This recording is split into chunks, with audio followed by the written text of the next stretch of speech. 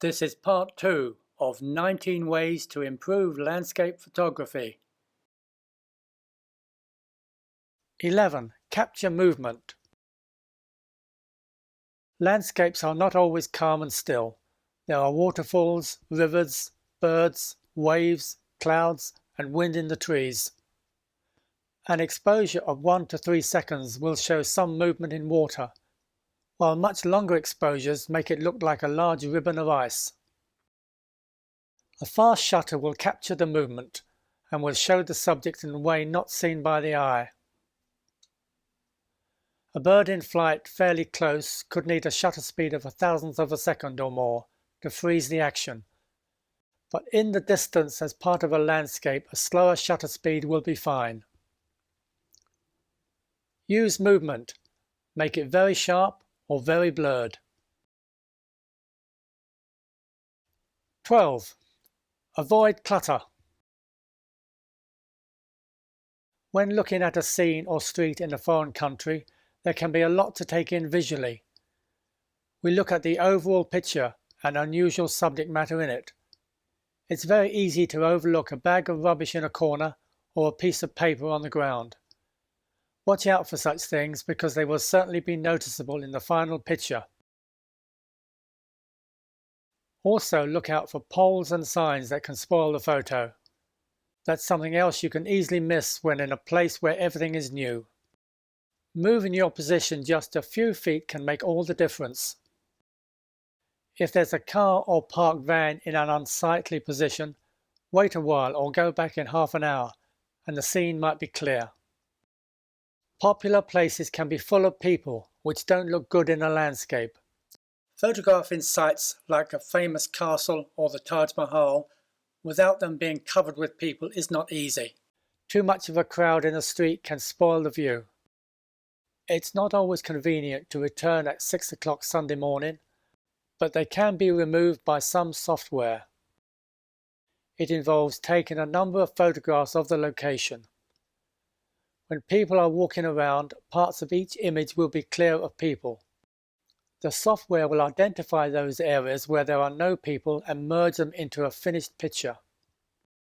It can also be done manually, by stacking the images and erasing the people manually from each layer in turn. Avoid clutter.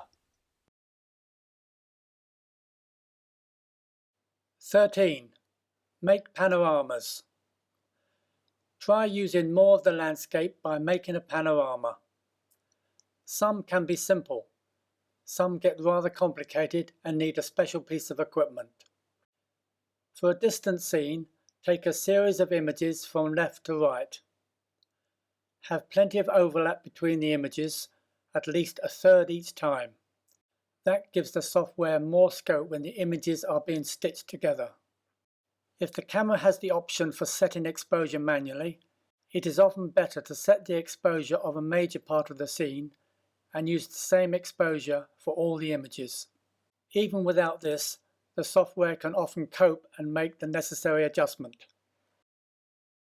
Once there is a subject matter near the camera or you are doing a panorama inside a building, then an extra gadget is required. With wide-angle images, the subject matter near the camera will show distortion. A series of wide-angle images can never be matched up unless the camera is rotated around the nodal point. This is a point just behind the front element.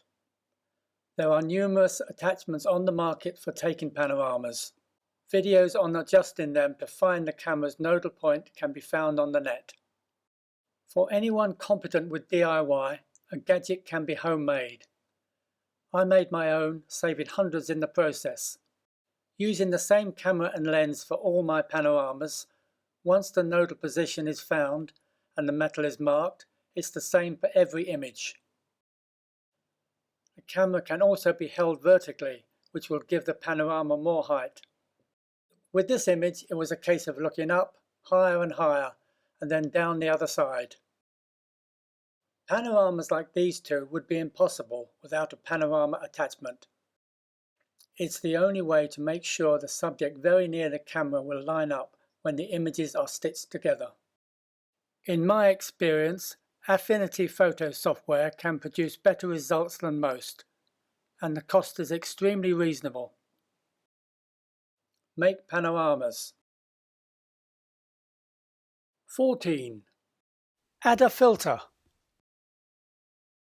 Although Photoshop has largely done away with the need for filters, some can still be useful. A polarizing filter will reduce glare from water, a wet road, or reflection on a window. It will work on anything except bare metal. It needs to be used at the correct angle to the subject, which is about 45 degrees. This cannot be done in Photoshop. The filter will also darken blue skies and brighten up some colors in a landscape. The range of tones that can be recorded in one digital frame is not as good as color negative film, or even as good as some transparency films. This can cause problems with parts of a scene, such as clouds. Most of the scene can be correctly exposed, while the sky and clouds get burnt out to clear white. A filter with half of it covered with neutral density is a great asset here. It will allow the lower part of the scene to be recorded properly, but will reduce the exposure of the sky by 1 or 2 stops, depending on the strength of the filter. This neutral density filter goes into a holder which attaches to the lens. The filter can be moved up and down to line up with the sky. Have a polarizer and graduated neutral density filters. 15. Bracket exposures. Some scenes can have a large tonal range with very high contrast overall. White fluffy clouds, strong sun on the ground, and deep shadows in places. As well as a neutral density filter over the sky and clouds, another way to get more detail into the image is to bracket exposures. It means taking several photos with different exposures and choosing the best. 3 suitable images is often enough. All the shadow detail can be recorded on one image, the midtones on another, and the highlights on a third. By doing this, the fine detail and texture of clouds and the shadow detail can be captured. There are computer techniques to combine these images manually, and it's not too difficult to learn. Going a stage further is high dynamic range, which is a more elaborate technique. Many more images are taken, and they can be merged to give stunning results. Take several photos of the scene with different exposures. 16. Use the histogram. After taking the photo, looking at the preview image can be misleading. It's a processed JPEG and might look alright on its small screen. The raw original might not be anywhere near as good. The best way to check an image for exposure is to look at the histogram, if your camera displays one. The histogram is a graphic representation of the detail that has been captured. Usually the best place for the curve is towards the right, without it being right up against the edge. The highlights, towards the right, capture the larger part of digital information. Don't take this too far, or extreme highlight detail gets burnt out. Much less is captured on the left shadow side of the screen. Digital is nowhere near as tolerant as film in the extremes when it comes to holding detail. Also, with much of the histogram curved towards the left, the image will come out too dark, and more digital noise will be created in the shadows during processing. In all 3 cases, the preview on the back of the camera might look alright, because this camera JPEG version is not an accurate interpretation of the histogram. Get used to judging the histogram curve. 17. Show scale. Some landscapes give no idea of their size.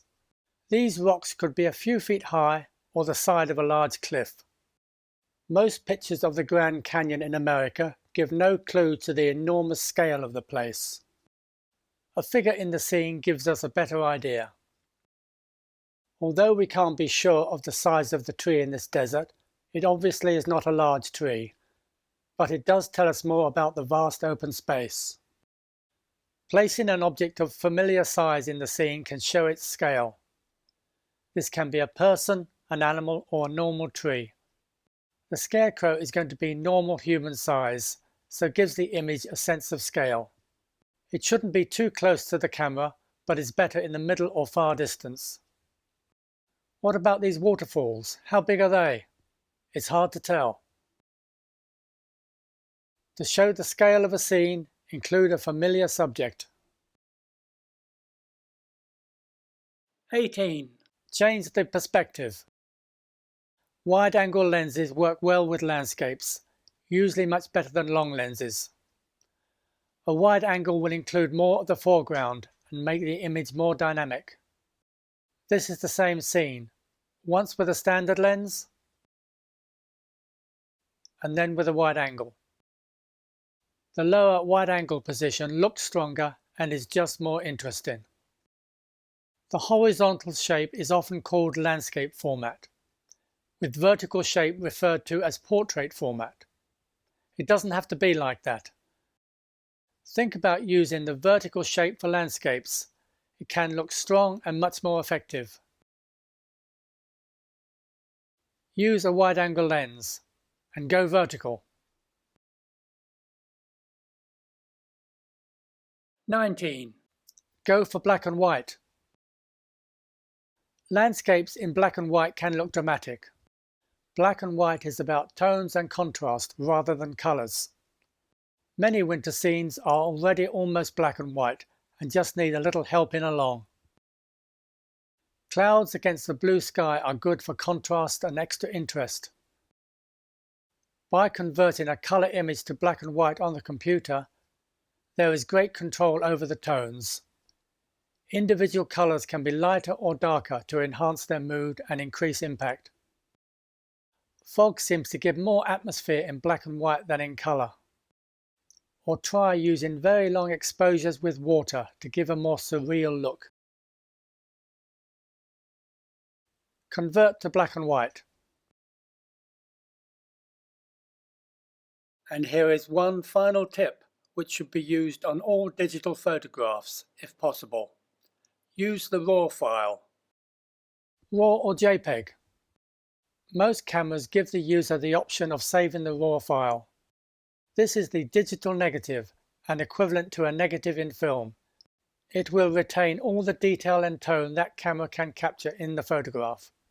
A JPEG file is a conversion made within the camera and can lose lots of important information. If possible, always photograph using the RAW setting and ignore the JPEG. By processing the RAW file, there is more detail and more scope with sharpening, noise reduction, exposure, contrast, saturation, clarity, and so on. The controls on the RAW screen can look daunting at first, but it's worth getting to grips with them. Save the RAW file and work on that.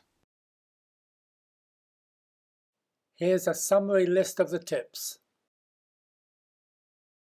Include a foreground. Have a strong focal point. Have a small aperture. Use diagonals. Use the lighting conditions. Look for good skies. Use a firm support. Don't rush. Make use of the dark. The rule of thirds. Capture movement. Avoid clutter. Make panoramas. Add a filter. Bracket exposures. Use the histogram. Show scale. Change the perspective. Go for black and white. And use the RAW file as much as possible. Now you can be a true expert in landscape photography. Have fun! For free tutorials and courses on photography and image editing, tap the link in the description below.